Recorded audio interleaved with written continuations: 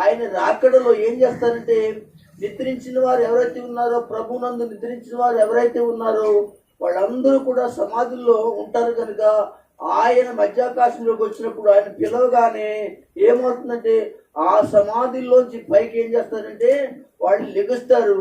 వాళ్ళు లేచినప్పుడు ఏమవుతుంది, వాళ్ళ మీదకి ఏ శరీరాలు వస్తాయంటే మహిమ శరీరాలు ధరించుకుంటారు. దేవునికి మహిమ చెప్పండి.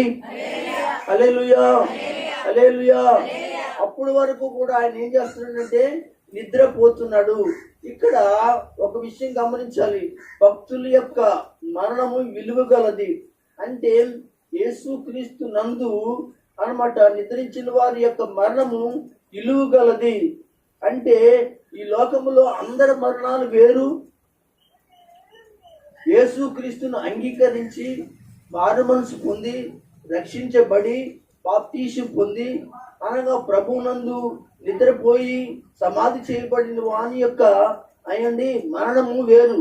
ఈ లోకంలో మరణాలన్నీ కూడా శివరాత్రికి నరకానికి తీసుకువెళ్తాదేమో కానీ క్రీస్తు నందు నిద్రించిన వారు మాత్రము మారు మనసు పొందారు కనుక, రక్షణ పొందారు కనుక, యేసును అంగీకరించి వెంబడించి ఆయనకి సాక్షిగా జీవించారు కనుక వారు ఏం చేయబడతారంటే లేపబడతారు. దేవునికి